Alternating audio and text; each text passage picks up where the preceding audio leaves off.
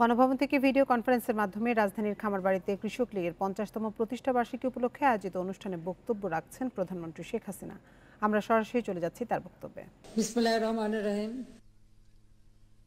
বাংলাদেশ কৃষক লীগের 50তম প্রতিষ্ঠা বার্ষিকী অর্থাৎ সুবর্ণ জয়ন্তী। এই সুবর্ণ জয়ন্তীতে আমি কৃষক লীগের সকল স্তরের প্রতিটি নেতা কর্মী সবাইকে আমার আন্তরিক শুভেচ্ছা জানাচ্ছি।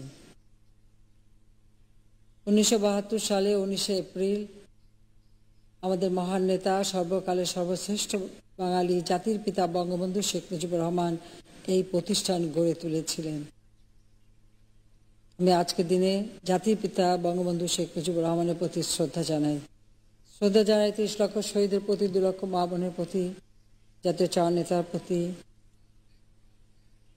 মুক্তিযোদ্ধাদের জানাই আমার সশ্রদ্ধ সালাম। 15ই আগস্ট জাতীয় জীবনের সবথেকে বড় একটি কালো অধ্যায়। আমি আজকের দিনে 15ই আগস্ট জাতির পিতা বঙ্গবন্ধু শেখ মুজিবুর রহমান বাংলাদেশের রাষ্ট্রপতি, তাকে নির্মমভাবে হত্যা করে, একই সাথে হত্যা করে আমার মা বেগম ফজিলাতুন্নেসা মুজিবকে, আমার ছোট 3 ভাই মুক্তিযোদ্ধা ক্যাপ্টেন শেখ কামাল এবং তার নবপরিণীত বধূ সুলতানা, মুক্তিযোদ্ধা লেফটেন্যান্ট শেখ জামাল, তার নবপরিণীত বধূ পারভিন জামাল রোজি এবং আমার ছোট ভাই শেখ রাসেলকে নির্মমভাবে হত্যা করে আমার একমাত্র চাচা মুক্তিযোদ্ধা শেখ আবু নাসেরকে। যুবলীগ নেতা এবং সেই সাথে বাংলা বাণীর সম্পাদক মুক্তিযোদ্ধা শেখ ফজলুল হক মনি এবং তার অন্তঃসত্ত্বা স্ত্রী আরজুমনিকে নির্মমভাবে হত্যা করে। কৃষক নেতা আব্দুর রব সানিয়াবাদ কৃষিমন্ত্রী ছিলেন, তাকে নির্মমভাবে হত্যা করে তার 10 বছরের ছেলে আরিফ, রাসেলেরই খেলার সাথী ছিল, তার 13 বছরের মেয়ে বেবি, তাদেরকে নির্মমভাবে হত্যা করে। তার ভ্রাতুষ্পুত্র শহীদ সানিয়াবাদ মুক্তিযোদ্ধা, তাকে হত্যা করে। রিন্টু আত্মীয়, সে সহ ওই বাড়িতে অন্যান্য আরো সদস্যরা। আমি তাদের সবার প্রতি শ্রদ্ধা জানাই, তার মাগফিরাত কামনা করি। 15 আগস্টে যারা শাহাদাত বরণ করেছিলেন, আমার বাবার মিলিটারি সেক্রেটারি কর্নেল জামিল ছুটে এসেছিলেন, বাড়ি আক্রান্ত হয়েছে এই কথা শুনে। ঘাতকের দল তাকেও নির্মমভাবে হত্যা করেছিল। পুলিশের এসবি হাসিবুর রহমান, খুনিরা যখন দোতলা সিঁড়ি উঠতে চেষ্টা করে সে বাধা দিয়েছিল, তাকেও নির্মমভাবে গুলি করে হত্যা করে। আমি তাদের সকলের আত্মার মাগফিরাত কামনা করি। একই সাথে আমি স্মরণ করি আমাদের কৃষকদের। বাংলাদেশের অর্থনীতি কৃষির উপর নির্ভরশীল, অথচ 15ই আগস্টের পর যারা সরকার এসেছিল তার এই কৃষি বা কৃষক এদেরকেই সব থেকে অবহেলা দেখিয়েছিল। 95 সালে মার্চ মাসে সারের দাবিতে কৃষক আন্দোলন করে। সেই আন্দোলন ব্যাপকভাবে ছড়িয়ে পড়েছিল সারা বাংলাদেশে। সেই গাইবান্ধা, মহিমাগঞ্জ, টাঙ্গাইলের ঘাটাইল, দিনাজপুর, রংপুর সহ সমগ্র বাংলাদেশেই কৃষকরা সার পায়নি, বিনিময়ে খালেদা জিয়ার সরকারের হাতে গুলি পেয়েছিল, তাদের লাশ হয়েছিল 18 জন কৃষক। আমি তাদেরকে আজকে স্মরণ করি। বিদ্যুতের দাবিতে আন্দোলন করেছিল চাঁপাইনবাবগঞ্জের কানসাটে। সেখানে কৃষকরা সেচের জন্য বিদ্যুৎ পাচ্ছিল না, আর সাধারণ মানুষ তো পাচ্ছিল না। সে আন্দোলন করতে যেয়ে সেখানেও অনেক কৃষক এবং স্থানীয় মানুষকে নির্মমভাবে গুলি করে হত্যা করেছিল। আমি তাদেরকেও স্মরণ করি। আমাদের কৃষক নেতা বগুড়ার মসজিদে সে কোরআন শরীফ পড়ছিল। এই কোরআন শরীফ পড়া অবস্থায় সেই মসজিদে কুপিয়ে হত্যা করে আজম, আমাদের কৃষক লীগের একজন নেতাকে। আমি তার কথাও আজকে স্মরণ করি। এভাবে বাংলাদেশে বিভিন্ন সময় আন্দোলনে যারা শাহাদাত বরণ করেছেন তাদের আমি স্মরণ করি। জাতির পিতা বঙ্গবন্ধু শেখ মুজিবুর রহমান সবসময় এদেশের কৃষকদের কথাই ভেবেছেন। এমনকি 1954 সালে যখন যুক্তফ্রন্ট গঠিত হয়, শেরে বাংলা একে ফজলুল হক তিনি এই দেশ থেকে জমিদারি প্রথা বাতিল করে দিয়েছিলেন। তখন থেকে কৃষকরা লাঙ্গল যার জমিদার সেই মালিকানা তারা পেয়েছিল। আর স্বাধীনতার পর জাতির পিতা জমির সিলিং নির্দিষ্ট করে দিয়েছিলেন এবং উদ্বৃত্ত জমি এবং খাস জমি যারা ভূমিহীন তাদের মাঝে বিতরণ করা শুরু করেন। নোয়াখালী জেলা, বর্তমানে এটা লক্ষ্মীপুরে, সেখান থেকেই যাত্রা শুরু হয়েছিল গুচ্ছগ্রাম নির্মাণ, যার দায়িত্ব দিয়েছিলেন তিনি কৃষিমন্ত্রী আব্দুর রব সানিয়াবাদকে, যাকে 15 আগস্ট হত্যা করা হয়েছিল। সে ভূমিহীনদের মাঝে ঘর এবং জমি দেওয়া, এটাও জাতির পিতা শুরু করেছিলেন। কৃষক যাতে কৃষি চাষ করতে পারে সমবায়ের মাধ্যমে, কৃষি যান্ত্রিকীকরণের কথা এটাও জাতির পিতা বঙ্গবন্ধু শেখ মুজিবই বলে যান। কৃষিকে যান্ত্রিকীকরণ করে আমাদের ক্ষেতের ফসল আরো দ্বিগুণ যাতে বৃদ্ধি করা যায়, 3 গুণ যাতে বৃদ্ধি করা যায়, সেই ব্যবস্থাটাও তিনি হাতে নিয়েছিলেন, পরিকল্পনা নিয়েছিলেন। কিন্তু দুঃখের বিষয় যে সেটা তিনি বাস্তবায়ন করে যেতে পারেননি। জাতির পিতা বঙ্গবন্ধু শেখ মুজিব সবসময় এদেশের কৃষকদের কথা বলতেন এবং কিছুক্ষণ আগে তার ভাষণেও আপনারা শুনেছেন। এবং 1972 সালে 20 ফেব্রুয়ারি জাতির পিতা বলেছিলেন, আমি কোট করছি, যে দেশে কৃষি বিপ্লব সাধনের জন্য কৃষকদের কাজ করে যেতে হবে। বাংলাদেশে 1 ইঞ্চি জমিও অনাবাদি রাখা যাবে না, আনকোট। আপনারা জানেন যে জাতির পিতা সেই নির্দেশ মেনেই কিন্তু আমরা আমাদের সকল কর্মকাণ্ড পরিচালনা করছি এবং আমরাও আজকে বাংলাদেশের সকল মানুষকে সেই আবেদনও করেছি যে 1 ইঞ্চি জমিও যেন অনাবাদি না থাকে। এমনকি করোনাকালীন সময় সারা বিশ্বের অর্থনীতি যখন স্থবির, তখনও এই আবেদনটাই আমরা জানিয়েছি। তাছাড়া জাতির পিতা বঙ্গবন্ধু শেখ মুজিব বিএডিসি প্রতিষ্ঠা করেছিলেন এই কারণে যেন সার গবেষণা হয় এবং উন্নত মানের বীজ উৎপাদন হয় এবং উন্নত মানের বীজ গবেষণার মাধ্যমে উৎপাদন করে কৃষকদের মাঝে যেন সেটা বন্টন করা হয়, যাতে ভালোভাবে চাষবাস করতে পারেন। প্রথম যে পঞ্চবার্ষিক পরিকল্পনা করেন সেখানেই কিন্তু তিনি এই নির্দেশনাটা দিয়েছিলেন। এবং প্রথম যে বাজেট বাংলাদেশের, সে বাজেট 500 কোটি টাকা বাজেটের মধ্যে 100 কোটি টাকাই ছিল শুধুমাত্র কৃষি খাতে বরাদ্দ, কারণ উৎপাদন বাড়ানো, এবং সেই 101 কোটি টাকা তিনি বরাদ্দ করেন সেই সময়। অর্থাৎ কৃষিকে তিনি সব থেকে গুরুত্ব দেন। শুধু তাই না, 25 বিঘা পর্যন্ত জমির খাজনা মাফ করে দিয়েছিলেন। সেই সাথে সাথে কৃষি খাতে তিনি প্রায় 5% বার্ষিক প্রবৃদ্ধি যাতে অর্জিত হয় সেদিকে লক্ষ্য রেখে বিরাট পরিকল্পনা হাতে নিয়েছিলেন।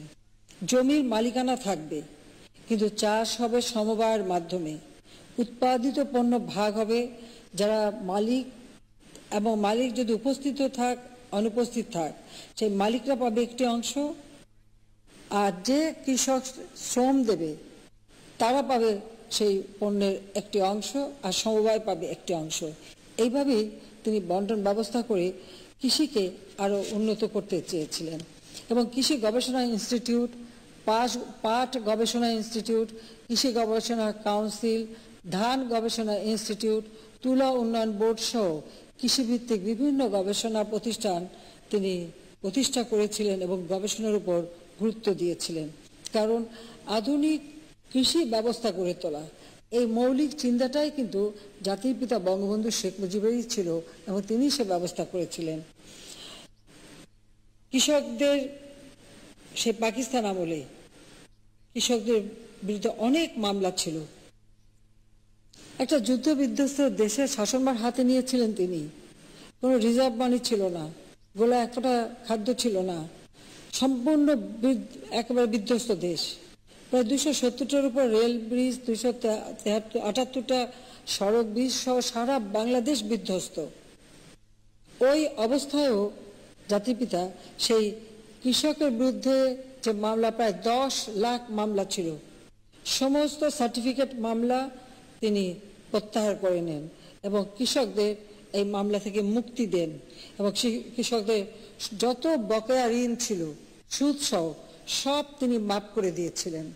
সেই সময় এই যে একটা বড় পদক্ষেপ তিনি নিয়ে কৃষকদেরকে সম্পূর্ণ মুক্ত করে দেন, তারা যেন তার জমির ফসল ফলাতে পারে এবং তারা দেশকে এগিয়ে নিয়ে যেতে পারে। আমার মনে হয় পৃথিবীর কোনো দেশে কোনো সরকার এইভাবে ব্যবস্থা নেয়নি এবং কৃষি উৎপাদন বৃদ্ধি পেলে তার জন্য পুরস্কৃত হয়, তার জন্য তিনি একটি বঙ্গবন্ধু পুরস্কার তহবিলও গঠন করেছিলেন। আমাদের দুর্ভাগ্য, 75-এ জাতির পিতাকে হত্যার পর এই সকল পদক্ষেপগুলি কিন্তু একে একে বন্ধ করে দেওয়া হয়। এমনকি প্রতিটি ইউনিয়নে 10 বেডের একটি হাসপাতাল করে চিকিৎসা সেবা মানুষের দোরগোড়ায় পৌঁছে দেওয়ার ব্যবস্থাও তিনি নিয়েছিলেন। আর এই চিকিৎসা কেন্দ্রে যে কটা করা হয়েছিল সেখানে কিন্তু কৃষকরাই বেশি চিকিৎসা পেত। কাজে এই যে সুযোগ সুবিধাগুলি তিনি করে দেন, সব কিছু কিন্তু নস্যাৎ হয়ে যায় 75 15ই আগস্ট। কারণ যারা ক্ষমতায় এসেছিল অবৈধভাবে, সংবিধান লঙ্ঘন করে, সেনা আইন এবং সেনার রুলস লঙ্ঘন করে, তাদের এসব দিকে কোনো দৃষ্টি ছিল না। তারা ক্ষমতায় ঢুকেছিল, ক্ষমতা পেয়েছিল, ক্ষমতা নিয়েছিল, দখল করেছিল, নিজেরা লুটপাট করে খাবে, অর্থ সম্পদ বাড়াবে, নিজেদের ভাগ্য করবে, এই চিন্তা থেকেই 21 বছর পর আওয়ামী লীগ সরকার গঠন করে এবং আওয়ামী লীগ সরকার গঠন করার পর থেকেই কিন্তু আমরা উদ্যোগ নিয়েছি যে আমার দেশে খেতে ফসল কিভাবে বাড়ানো যায়। কারণ আমরা এটা মনে করি যে আমাদের খাদ্যের স্বয়ংসম্পূর্ণতা অর্জন করতে হবে। আমরা কারো কাছে ভিক্ষা করে চলবো না। কারণ জাতিপিতা বঙ্গবন্ধু শেখ মুজিব বলতেন যে ভিক্ষুক জাতির ইজ্জত থাকে না। বাংলাদেশকে আমরা আত্মমর্যাদাশীল জাতি হিসেবে গড়ে তুলতে চেয়েছিলাম। তাই খাদ্যের জন্য কারো কাছে হাত পাতা নয়, কারণ এই খাদ্য নিয়েই খেলা হয়েছিল। কারণ 71 সালে আমাদের মুক্তিযুদ্ধ, এরপর 72 সালে যখন জাতিপিতা ফিরে এলেন, সারা বিশ্বব্যাপী অর্থনৈতিক মন্দা, একদিকে বিধ্বস্ত বাংলাদেশ আর একদিকে আন্তর্জাতিক অর্থনৈতিক মন্দা, এই অবস্থায় তিনি যাত্রা শুরু করেন। কিন্তু মাত্র 3.5 বছর তিনি হাতে সময় পান। এর মধ্যেই বাংলাদেশকে তিনি স্বল্প আয়ের দেশে উন্নীত করে দিতে পেরেছেন এই কারণে যে এই দেশকে তিনি ভালোবাসতেন। এদেশের মানুষের অধিকার আদায়ের জন্য সারাটা জীবন তিনি সংগ্রাম করেছেন, অনেক জেল জুলুম অত্যাচার সহ্য করেছেন। কাজে তিনি জানতেন যে কিভাবে দেশের মানুষের উন্নতি করা যায়, যে কারণে এত অল্প সময়ের মধ্যেই বাংলাদেশ স্বল্পোন্নত দেশের মর্যাদা পায়। সেই বিধ্বস্ত বাংলাদেশ তিনি গড়ে তুলে এগিয়ে নিয়ে যান এবং তিনি আরও চেয়েছিলেন এই ঘুণে ধরা সমাজটা ভেঙে একটা নতুন সমাজ গড়ে তোলা। ঔপনিবেশিক শাসক এবং আধা ঔপনিবেশিক শাসক ব্রিটিশ এবং পাকিস্তানি, তাদের তৈরি করা এই কাঠামো ভেঙে দিয়ে তিনি একবারে গণমানুষ, তৃণমূলের মানুষ, তাদেরকে ক্ষমতাসীন করতে চেয়েছিলেন, তাদেরকে শক্তিশালী করতে চেয়েছিলেন। তাই পুরো কাঠামোটাকে তিনি নতুনভাবে গড়তে চেয়েছিলেন, ক্ষমতাকে বিকেন্দ্রীকরণ করতে চেয়েছিলেন। প্রত্যেকটা মহকুমাকে তিনি জেলায় উন্নীত করে জেলা প্রশাসন গড়ে তোলার জন্য গভর্নর সিস্টেম করে, গভর্নর নিয়োগ দিয়ে তাদের তিনি ট্রেনিংও করেছিলেন যে প্রত্যেকটা এলাকা নিজ নিজ এলাকায় কিভাবে উন্নতি হবে তারা পরিকল্পনা নিয়ে যেন দেশটাকে এগিয়ে নিয়ে যেতে পারে। হাতে যদি আর মাত্র 5টি বছরও সময় পেতেন, তো বাংলাদেশ বহু আগেই উন্নত সমৃদ্ধ সোনার বাংলাদেশ হিসেবে গড়ে তুলতে পারতেন। কিন্তু স্বাধীনতা বিরোধী তারা কিন্তু এই সুযোগটা দেয়নি এবং তার সাথে সাথে আমাদের নিজেদের ভিতরে কিছু দালাল, যা তখনও পাকিস্তানি শাসকদের পদলেহন করতেই পছন্দ করত, স্বাধীনতার স্বাদ তাদের ভালো লাগতো না, এবং তারাই জাতির পিতাকে নির্মমভাবে হত্যা করে বাংলাদেশের মানুষের সেই আশা আকাঙ্ক্ষা সম্পূর্ণভাবে ধ্বংস করার চেষ্টা করে। 21 বছর পর যখন আমরা সরকারে আসি, আমাদের এটাই লক্ষ্য ছিল যে বাংলাদেশকে জাতির পিতার স্বপ্নের সোনার বাংলা হিসেবে আমরা গড়ে তুলব, আর কিভাবে আমাদের কৃষক, শ্রমিক, মেহনতি মানুষ তাদের ভাগ্য পরিবর্তন করব। অর্থাৎ আমাদের উন্নয়নের প্রতিটি পরিকল্পনা হচ্ছে একেবারে তৃণমূলের মানুষকে ঘিরে। আমরা আমাদের যাত্রা শুরু করি তৃণমূল থেকে, এবং যার শুভ ফলটা আজকে সবাই পাচ্ছেন। আমরা তখন থেকেই, যেমন আজকে কিছুক্ষণ আগে মির্জা জলিল সাহেব বক্তব্য দিলেন, কিন্তু তিনি এইটুকু বললেন না কেন যে তাকে আমি কৃষি ব্যাংকের চেয়ারম্যান নিযুক্ত করে একটা নির্দেশ দিয়েছিলাম যে আমাদের বর্গা চাষি মহাজনের কাছ থেকে অনেক বেশি সুদে তাদের ঋণ নিতে হয়, খেতে কামলা দিতে হয়, তাদের খরচা তাদের করতে হয়, কিন্তু তাদের টাকা পাওয়ার কোনো জায়গা নেই। তো সেই বর্গা চাষিরা ব্যাংকে ঋণ পায় না, কারণ তারা কোনো জামানত রাখতে পারে না। তাই বর্গা চাষিদের বিনা জামানতে ঋণ দিতে হবে। তিনি আমাকে জিজ্ঞাসা করেছিলেন আমরা কিভাবে দেব। আমি আপনি চলে যাবেন কৃষকদের কাছে, আপনার ব্যাংক কৃষকদের কাছে যাবে, কৃষক ব্যাংকের কাছে আসবে না। এবং আমি ধন্যবাদ জানাই মির্জা জলিল সাহেবকে যে তিনি তাই করেছিলেন।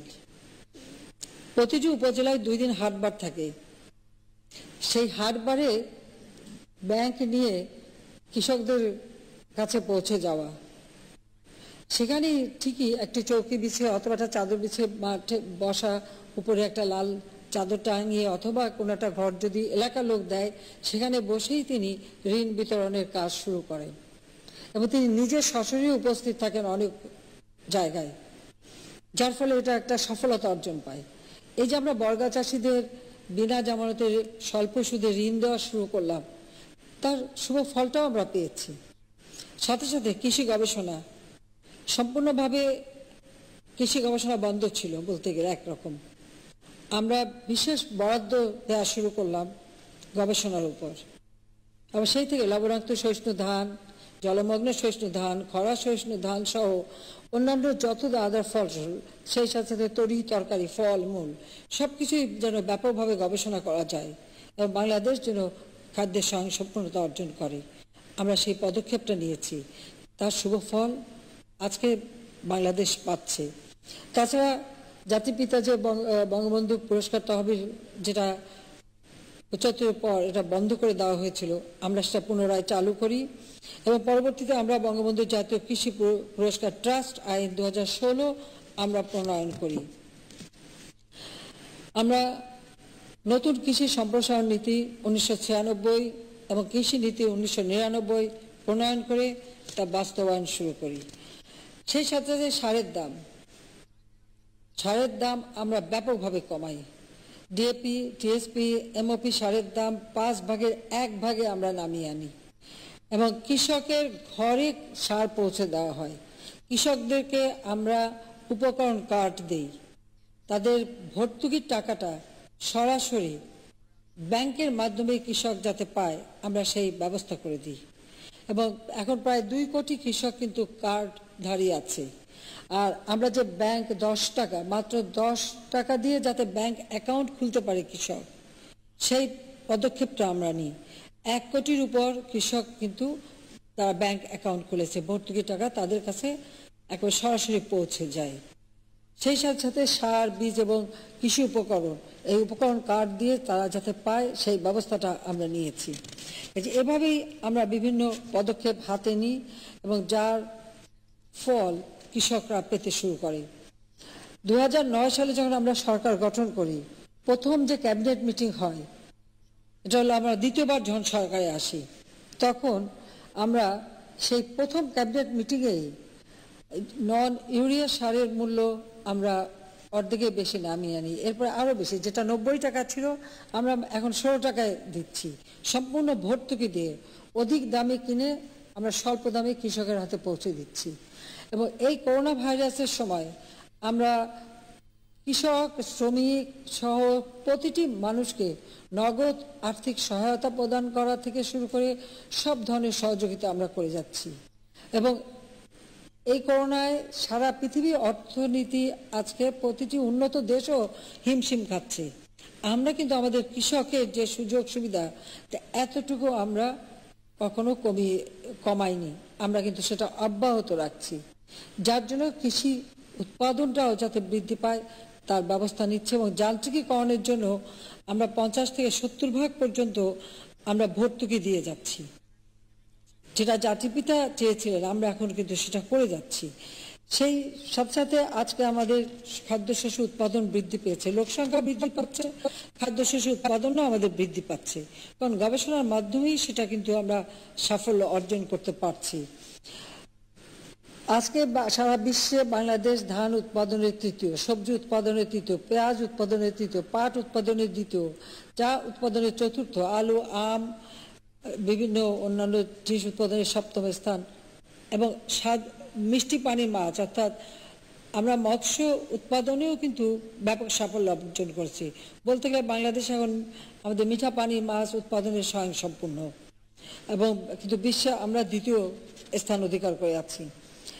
এইভাবে আমরা কিন্তু ব্যবস্থা নিচ্ছি। সার যাতে কৃষক সবসময় পায় তার জন্য ডিলার নিয়োগ ও সার বিতরণ সংক্রামিত নীতিমালা 2009 আমরা প্রণয়ন করে কৃষকের ঘরে সার পৌঁছে যাবে। কৃষক সারের পিছনে দৌড়াবে না, সার কৃষকের ঘরে পৌঁছে যাবে। যে ঘোষণাটা আমরা দিয়েছিলাম সেটাই আমরা বাস্তবায়ন করতে সক্ষম হয়েছি।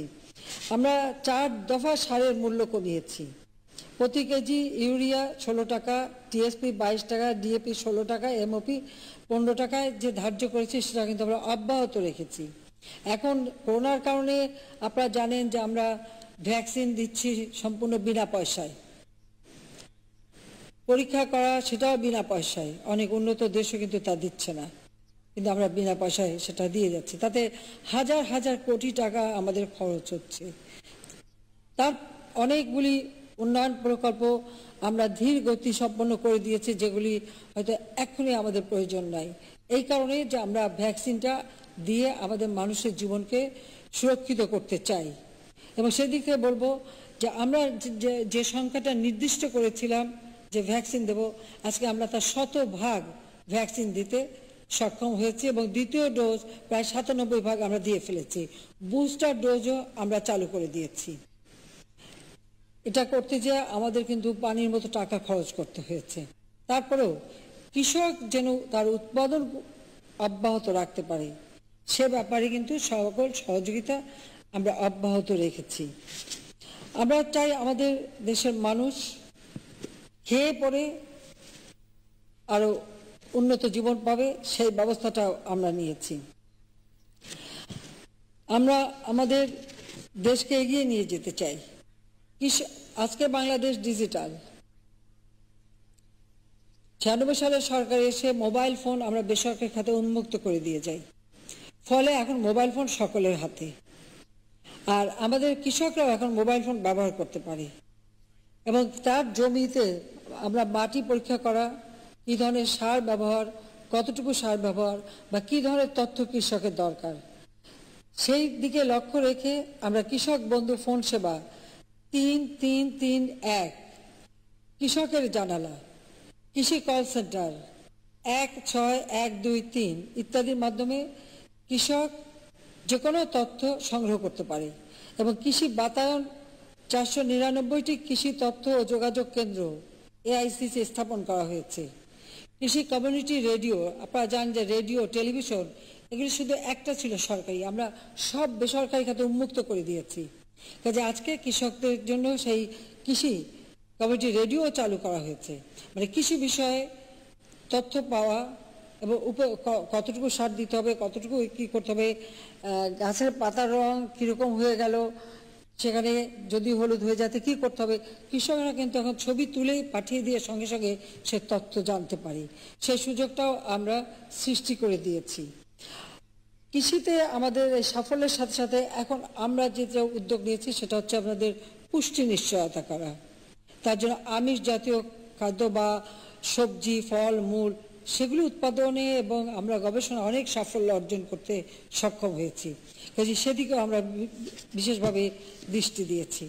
যে আমাদের লক্ষ্যটা হচ্ছে যে দেশকে এগিয়ে নিয়ে যাওয়া।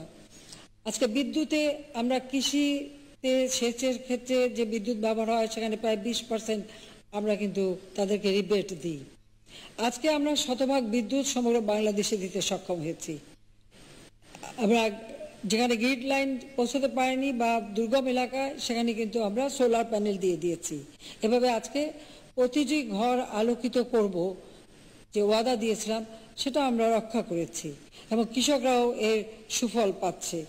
এবং অনেক ক্ষেত্রে আমরা যেমন সোলার প্যানেল দিয়েও মানে সেচের কাজ যাতে করতে পারে এবং সেচের পানি যেন নষ্ট না হয় সেসব বিষয়ের দিকে বিশেষ দৃষ্টি দিয়ে আমরা ব্যবস্থা নিচ্ছি।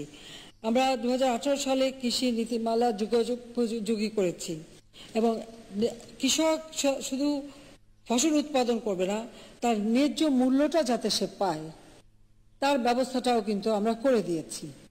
কাজে এভাবে আমরা কৃষকদেরকে সব ধরনের সহায়তা করছি। কোথাও কোনো দুর্যোগ দেখা দিলে সেখানে সঙ্গে সঙ্গে কৃষকদের সহযোগিতার হাত আমরা বাড়াচ্ছি এবং তাদের আমরা প্রণোদনা দিচ্ছি এবং সব ধরনের কৃষি পুনর্বাসনের ব্যবস্থা আমরা নিচ্ছি এবং এর জন্য ব্যাপক অঙ্কের টাকাও আমরা কৃষকদের দিয়ে যাচ্ছি।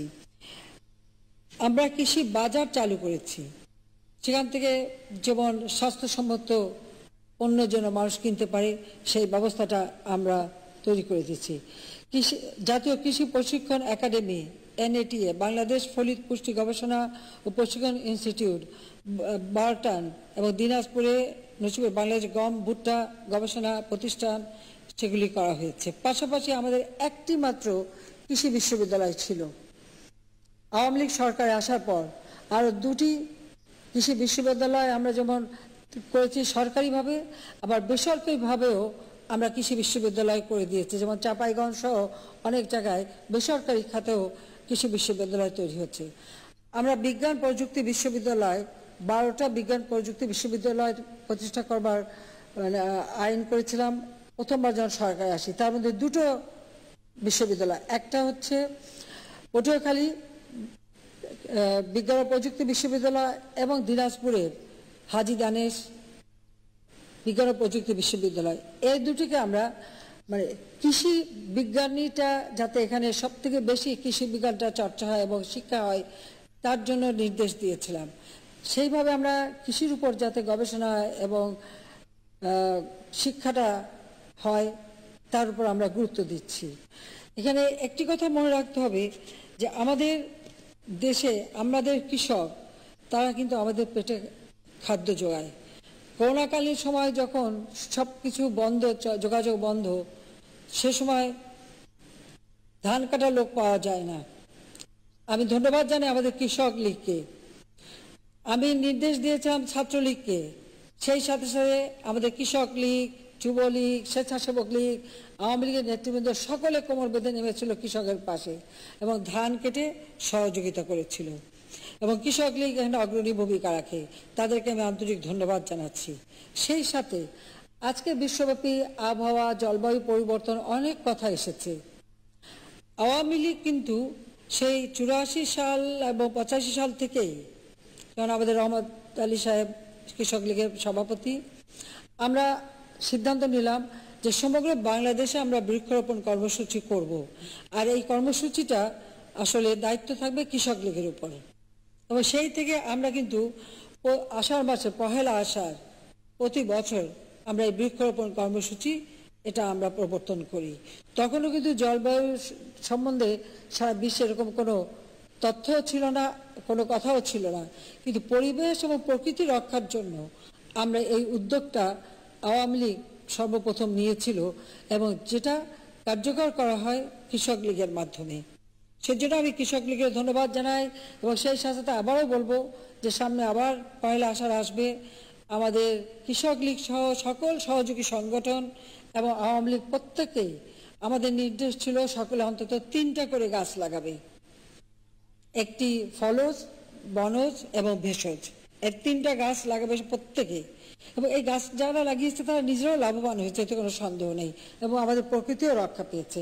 এই যে এভাবেই আমরা কিন্তু কৃষকের পাশে সবসময় দাঁড়িয়েছি এবং কাজ করে যাচ্ছি। এবং জীবনের ঝুঁকি নিয়ে আমাদের কৃষক লীগ সহ অন্যান্য সহযোগী সংগঠন, আওয়ামী লীগ প্রত্যেকে এই করোনাকালীন সময়ে, করোনা ভাইরাসের সময়ও কৃষকদের পাশে শুধু দাঁড়ানো না, করোনাতে যারা আক্রান্ত তাদের পাশেও দাঁড়িয়েছে। এখানে কেউ অক্সিজেন সিলিন্ডার দিয়েছে, অ্যাম্বুলেন্স দিয়েছে, রোগী ভর্তি করার ব্যবস্থা করে দিয়েছে, কাফন দাফনের ব্যবস্থা করেছে। এভাবে কিন্তু আওয়ামী লীগ এবং আমাদের সহযোগী সংগঠন কৃষক লীগ সহ সকলেই কিন্তু অত্যন্ত সক্রিয়ভাবে অংশগ্রহণ করেছে। সবাইকে আমি আন্তরিক ধন্যবাদ জানাই।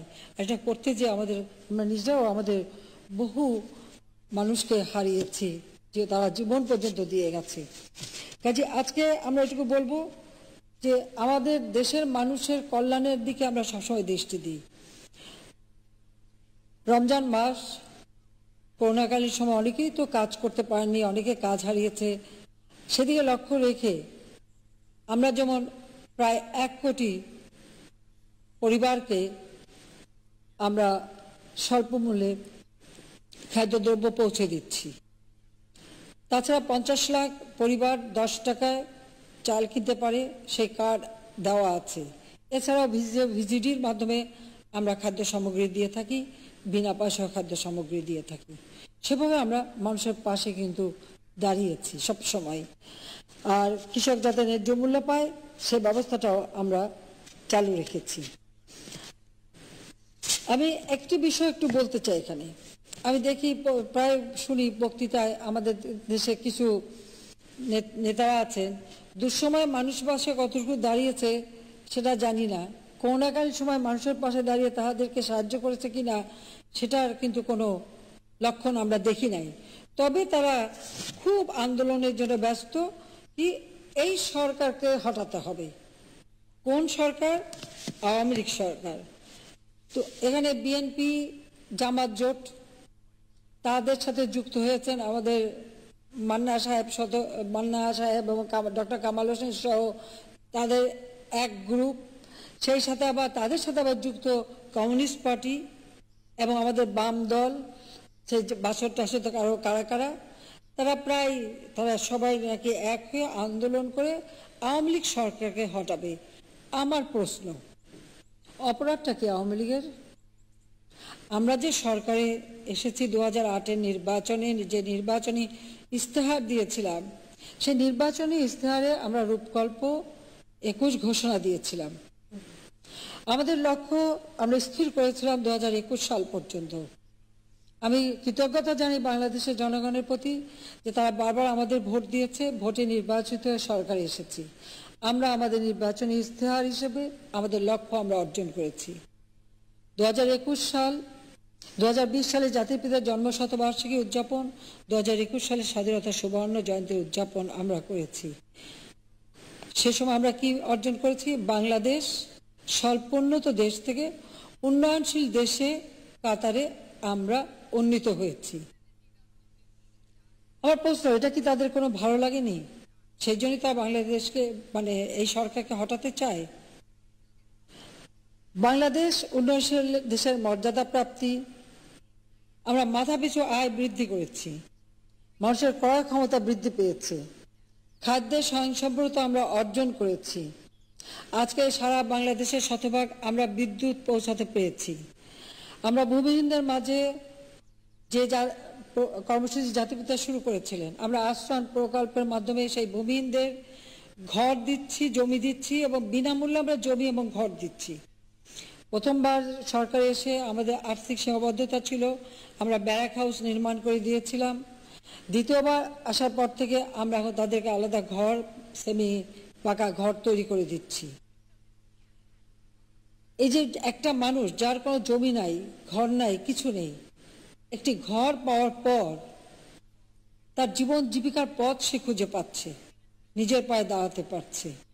এটা কি আওয়ামী লীগের অপরাধ? এজন্যই কি এই সরকার হটাতে হবে? 10 টাকায় কৃষকদের ব্যাংক অ্যাকাউন্ট খোলার সুযোগ করে দিয়েছি, বেসরকারি ব্যাংক আমরা উন্মুক্ত করে দিয়েছি, এবং তাদের উপর শর্ত আছে যে প্রতিটি উপজেলা পর্যন্ত তাদের শাখা থাকতে হবে। আর তাছাড়া সরকারি ব্যাংক আছে। আজ 10 টাকায় কৃষক ব্যাংক অ্যাকাউন্ট খুলে তার ভর্তুকির টাকাটা সরাসরি সে ব্যাংকের মাধ্যমে পাচ্ছে।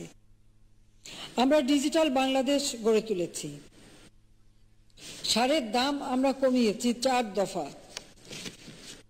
আমরা নিজস্ব অর্থায়নে পদ্মা সেতু নির্মাণ করতে সক্ষম হয়েছি, যেটা নিয়ে একটা বড় চ্যালেঞ্জ আমাদের ছিল। এবং এই একটা সিদ্ধান্তই সারা বিশ্বে বাংলাদেশের ভাবমূর্তি পরিবর্তন করে দিয়েছে। জাতির পিতা বলেছিলেন 7ই মার্চে সে ঐতিহাসিক ভাষণে যে কেউ দাবায় রাখতে পারবে না, তো বাংলাদেশকে কেউ দাবায় রাখতে পারে নাই। তো পদ্মা সেতু নিয়ে যখন মিথ্যা অপবাদ দেওয়ার চেষ্টা করেছিল, আমরা ঘোষণা দিয়েছিলাম কারো টাকা লাগবে না, নিজের টাকায় পদ্মা সেতু বানাবো। আল্লাহর রহমতে সেটা আমরা তৈরি করে ফেলেছি। আজকে বাংলাদেশ ডিজিটাল বাংলাদেশ। প্রতিটি ইউনিয়নে ব্রডব্যান্ড কানেকশন দিয়েছি, আমরা ডিজিটাল সেন্টার করেছি। আজকে বাংলাদেশে এই ডিজিটাল পদ্ধতি ব্যবহার করে অনেক মানুষ নিজের ঘরে বসে বিদেশে কাজ করার সুযোগ পাচ্ছে, আর্থিক সচ্ছলতা পাচ্ছে। তাদেরকে আমরা ট্রেনিং করাচ্ছি, লার্নিং অ্যান্ড আর্নিং ট্রেনিং। 9টা ভাষায় অ্যাপস করে দিয়েছি, তারা ভাষা শিখে বিভিন্ন দেশে কাজ করতে পারে, সেই ব্যবস্থাটা আমরা করে দিয়েছি। স্যাটেলাইট বঙ্গবন্ধু 1 আমরা উৎক্ষেপণ করে স্যাটেলাইট যুগে প্রবেশ করেছি। নিউক্লিয়ার পাওয়ার প্ল্যান্ট আমরা প্রস্তুত করে যাচ্ছি, নিউক্লিয়ার পাওয়ার প্ল্যান্ট আমরা তৈরি করে আমরা নিউক্লিয়ার যুগে প্রবেশ করেছি। পায়রাতে আমরা যে 1300 মেগাওয়াট বিদ্যুৎ কেন্দ্র নির্মাণ করলাম, সেখানে আমরা অন্তত 8 মাস আগেই এটা সম্পন্ন হয়েছে। প্রায় $150 মিলিয়ন আমরা সাশ্রয় করেছি, অর্থাৎ প্রায় 900 আমরা প্রায় 9 কোটি অনেক টাকা আমরা সাশ্রয় করতে সক্ষম হয়েছি। এই কারণে যে এটা সময়ের আগে আমরা করে ফেলেছি। অনেকেই প্রশ্ন করেন যে এত টাকার এত বড় বড় প্রজেক্টের প্রয়োজনটা কি? শতভাগ বিদ্যুৎ দিতে গেলে বিদ্যুৎ তো আমাদের তৈরি করতেই হবে। আমরা সেখানে যে প্রায় 900 কোটি টাকার মতো বাঁচাতে পারলাম, এ কথাটা কেউ বলেন না। এটা বলতে বোধহয় তাদের একটু কষ্টই হয় যে একটা প্রজেক্টে টাকা আরো বেশি লাগবে আর সেখানে টাকা সাশ্রয় হবে, সময় বাঁচবে, এটা বোধহয় আমাদের এই সমালোচকদের পছন্দ না। সেটাই তারা চাচ্ছে, কৃষি জমি যাতে রক্ষা পায় সেদিকে লক্ষ্য রেখে সমগ্র বাংলাদেশে আমরা 100টা বিশেষ অর্থনৈতিক অঞ্চল গড়ে তুলছি, যেখানে দেশি বিদেশি বিনিয়োগ হচ্ছে এবং ইতিমধ্যে শুরু হয়েছে। এবং এই অনেকগুলি অর্থনৈতিক অঞ্চল আমরা তৈরি করে ফেলেছি। এটা সমগ্র বাংলাদেশ ব্যাপী আমরা করে দিচ্ছি এই কারণে যে এক এক অঞ্চলে আমাদের এক একটা পণ্য উৎপাদন হয়, সেগুলিও যেন আমার কাঁচা পণ্য হিসেবে প্রক্রিয়াজাত হতে পারে, সেদিকেও লক্ষ্য রেখেও কিন্তু আমরা এই 100টি অর্থনৈতিক অঞ্চল করছি এবং সেখানে অনেক বড় বড় দেশ আজকে বিনিয়োগের জন্য এগিয়ে আসছে। আমরা গ্রাম পর্যায়ে রাস্তা, সেতু, কালভার্ট নির্মাণ করে দিচ্ছি। একবারে প্রত্যন্ত অঞ্চলে, গ্রামের অঞ্চলেও আগে যেখানে মানুষ কাদা পায়ে হাঁটতে হতো না, সেখানে কাদা পায়ে হাঁটতে হয় না, সেই রাস্তাঘাট করে দিচ্ছি। বোধহয় এটাও তাদের কাছে অপরাধ। কর্মসংস্থান ব্যাংক থেকে বিনা জামানতে একজন যুবক 2 লক্ষ টাকা নিয়ে নিজে কোনো একটা ব্যবসা বাণিজ্য করতে পারে। তাছাড়া স্টার্ট আপ প্রোগ্রামের মাধ্যমে যুবকরা যেন স্বপ্রণোদিত হয়ে নিজেরা উদ্যোক্তা হতে পারে, সেই সুযোগটাও আমরা সৃষ্টি করে দিয়ে বেকারত্ব থেকে এই যুব সমাজকে মুক্তি দেওয়ার ব্যবস্থা আমরা নিচ্ছি। ন্যাশনাল সার্ভিসের মাধ্যমে ট্রেনিং এর ব্যবস্থা আমরা করে দিচ্ছি। আমাদের সামাজিক নিরাপত্তা বেষ্টনী, বয়স্ক, বিধবা, স্বামী নিগৃহীত, নারী সমাজ, প্রতিবন্ধী সকলের মাঝে আমরা ভাতার ব্যবস্থা করে দিয়েছি। বিনামূল্যে বই দিচ্ছি। আমরা আমাদের 2,30,00,000 মতো আমাদের ছেলেমেয়েরা উপবৃত্তি পাচ্ছে। মায়ের নামে মোবাইল ফোনের মাধ্যমে সরাসরি প্রাইমারি সেকশনে বৃত্তির টাকা পৌঁছে যাচ্ছে এবং আমাদের সামাজিক নিরাপত্তার টাকাও সরাসরি মোবাইল ফোনের মাধ্যমেও পৌঁছে যাচ্ছে। আমরা কমিউনিটি ক্লিনিক করে চিকিৎসা সেবা জনগণের দোরগোড়ায় পৌঁছে দিয়ে 30 প্রকারের ঔষধ বিনামূল্যে আমরা মানুষকে দিচ্ছি। তাছাড়া উপজেলা এবং জেলা পর্যায়ে বিভিন্ন চিকিৎসার সুযোগ সুবিধা আরও আমরা বৃদ্ধি করে দিচ্ছি। প্রত্যেকটা বিভাগে আমরা চিকিৎসা সেবা আরও উন্নত মানের করে দিচ্ছি। বার্ন ইনস্টিটিউট আমরা করেছি এবং প্রত্যেকটা বিভাগ এবং জেলায় যাতে চিকিৎসা হয় তার ব্যবস্থা করেছি। প্রতিটি উপজেলায় আমরা ফায়ার সার্ভিস স্টেশন তৈরি করে দিচ্ছি, যেটা আগে ছিল না, যাতে অগ্নি নির্বাপনের ব্যবস্থা হয়। আমরা সামাজিক নিরাপত্তার মাধ্যমে এবং প্রতিবন্ধী ভাতার মাধ্যমে প্রতিটি পরিবার যেন একটু সচ্ছলতা পায় সেই ব্যবস্থাটা আমরা তৈরি করে দিচ্ছি। অর্থাৎ এদেশের কৃষক শ্রমিক, এদেশের সাধারণ মানুষ, প্রত্যেকটা মানুষের ভাগ্য যাতে পরিবর্তন হয় তার ব্যবস্থা আমরা করেছি। আজকে দারিদ্র্যের হার হ্রাস পেয়েছে, করোনাকালীন সময়েও আমাদের দেশে দারিদ্র্যের হার হ্রাস পেয়েছে। এই যে এরকম আরো বহু কাজ আমরা করে যাচ্ছি। তা আমার প্রশ্নটা হচ্ছে, এই যে কাজগুলি আমরা করে যাচ্ছি এতে সাধারণ মানুষ উপকৃত হচ্ছে, তৃণমূলের মানুষ, গ্রামের মানুষ উপকার পাচ্ছে, তো তারা যে সরকার উৎখাত করতে চায় তাদের উদ্দেশ্যটা কি? এই মানুষগুলিকে এই সমস্ত সুযোগ সুবিধা থেকে বঞ্চিত করে দেওয়া, এটাই তাদের লক্ষ্য, এটাই তাদের উদ্দেশ্য। সেই জন্যই তাদের শেখ হাসিনা সরকারকে উৎখাত করতে হবে। তো আমার এটাই প্রশ্ন তাদের কাছে যে অপরাধটা কি করেছি আমরা এখানে? তারা লুটপাট করে খেয়েছে, মানুষ খুন করেছে, তাদের হাতে আমাদের হাজার হাজার নেতাকর্মী নিহত হয়েছে, আহত হয়েছে, চোখ হারিয়েছে, আগুন দিয়ে পুড়িয়ে পুড়িয়ে জীবন্ত মানুষগুলিকে হত্যা করেছে। সেই 2013 সালের কথা সকলের মনে আছে। 2015 সালে কিভাবে মানুষ হত্যা করেছে। 2001-এর নির্বাচনের পর থেকে যে অত্যাচার সারা বাংলাদেশে করেছিল এই বিএনপি জামাত জোট, সে তো পাকিস্তানি হানাদার বাহিনী যেভাবে অত্যাচার করেছে ঠিক একইভাবে মেয়েদেরকে রেপ করা থেকে শুরু করে সেই 6 বছরের রাজুফাও গ্যাং রেপ থেকে মুক্তি পায়নি। এইভাবে পূর্ণিমা, মহিমা, কত নাম, সেই সমস্ত দিনের কথা মানুষ ভুলে যায় কিভাবে? আজকে করোনাকালীন সময় আমরা শিক্ষার ব্যবস্থা যাতে চালু থাকে, আমরা ঘরে বসে যাতে পাঠদান তারা পেতে পারে, আমরা আমাদের সংসদ টেলিভিশনের মাধ্যমে সে শিক্ষা ব্যবস্থা চালু রেখেছি, অনলাইনে শিক্ষা ব্যবস্থা চালু রেখেছি। যে আজকে আধুনিক প্রযুক্তি জ্ঞান সম্পন্ন বাংলাদেশ এগিয়ে যাচ্ছে, সারা বিশ্বের কাছে বাংলাদেশ যখন উন্নয়নের রোল মডেল, তখন আমাদের দেশের কিছু মানুষ বিদেশের কাছে নানাভাবে অপপ্রচার চালিয়ে বাংলাদেশের ভাবমূর্তি ক্ষুণ্ণ করতে ব্যস্ত, এটা সরকার উৎখাতে ব্যস্ত। খুব ভালো কথা, তারা তাদের কর্মসূচি জনগণের কাছে তুলে ধরুক যে তারা দেশের মানুষের জন্য কি করবে।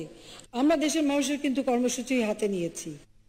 41 সালের মধ্যে বাংলাদেশ কিভাবে গড়ে উঠবে প্রেক্ষিত পরিকল্পনা প্রণয়ন করে তারই ভিত্তিতে 8ম পঞ্চবার্ষিকী পরিকল্পনা আমরা বাস্তবায়ন করে যাচ্ছি। বাংলাদেশ একটি বদ্বীপ, এই বদ্বীপ অঞ্চল জলবায়ু পরিবর্তনের অভিঘাত থেকে যাতে রক্ষা পায় সেদিকে লক্ষ্য রেখেই আমরা ডেল্টা প্ল্যান 2100 প্রণয়ন করে তারও কিছু কিছু জিনিস আমরা ইতিমধ্যেই বাস্তবায়ন শুরু করে দিয়েছি। বাংলাদেশ 100 বছরে কিভাবে উন্নত থাকবে এবং উন্নতির পথে এগিয়ে যাবে সেই পরিকল্পনাও আমরা তৈরি করে দিয়েছি। এটা অনুসরণ করে চললে এই বাংলাদেশ আর পিছিয়ে থাকবে না ইনশাআল্লাহ। জাতির পিতার যে স্বপ্ন, সে স্বপ্ন আমরা পূরণ করেছি এবং আরো করব। জাতির পিতার বাংলাদেশে একটি মানুষ গৃহহীন থাকবে না, ভূমিহীন থাকবে না, প্রতিটি মানুষ রোগে চিকিৎসা পাবে, শিক্ষা পাবে, শিক্ষার আলো থেকে বঞ্চিত হবে না, প্রতিটি মানুষ সুস্বাস্থ্যের অধিকারী হবে, খাদ্য নিরাপত্তা, পুষ্টি নিরাপত্তা পাবে, প্রতিটি মানুষ উন্নত জীবন পাবে, ক্ষুধা দারিদ্র্যমুক্ত উন্নত সমৃদ্ধ সোনার বাংলা ইনশাআল্লাহ আমরা গড়ে তুলব। কৃষক লীগকে আবারও ধন্যবাদ জানাই যে তাদেরকে যখনই যে কাজ করতে বলেছি তারা সেভাবেই করেছেন এবং আগামীতেও কৃষকের পাশে আপনারা থাকবেন এবং কৃষকের পাশে থেকেই তাদের সুখ দুঃখের সাথী হয়ে তাদের জন্য কাজ করবেন। নতুন নতুন দাবি তোলা লাগবে না, এদেশের কৃষকের জন্য কিসে মঙ্গল সেটা আমরা ভালোভাবেই জানি এবং সেটাও আমরা বাস্তবায়ন করে যাচ্ছি। কাজেই বাংলার কৃষকই আমাদের প্রাণ শক্তি। কারণ মনে রাখতে হবে, মাথার ঘাম পায়ে ফেলে যে কৃষক ফসল উৎপাদন করে সেটা খেয়েই কিন্তু সকলের জীবন বাঁচে। কাজে সেই কৃষকরা আমাদের কাছে অনেক সম্মানের। এই কথাটা মনে রেখে এবং তাদের সম্মান করতে শিখিয়েছেন আমাদের মহান নেতা জাতির পিতা বঙ্গবন্ধু শেখ মুজিবুর রহমান। কাজে আবারও ধান কাটার সময় আবারও কৃষকের পাশে দাঁড়াবেন সেই আহ্বান জানিয়ে আমি কৃষক লীগের এই সুবর্ণ জয়ন্তীতে কৃষক লীগের সকল সদস্যকে আমার আন্তরিক অভিনন্দন জানাচ্ছি, বাংলার কৃষককে আমার অভিনন্দন জানাচ্ছি। সবাইকে ধন্যবাদ। আপনাদের কর্মসূচি সফল হোক সেই কামনা করে আমার বক্তব্য শেষ করছি। জয় বাংলা, জয় বঙ্গবন্ধু, বাংলাদেশ চিরজীবী হোক। খোদা হাফেজ। আমরা তখন গণভবন থেকে ভিডিও কনফারেন্সের মাধ্যমে প্রধানমন্ত্রীর বক্তব্য শুনছিলাম।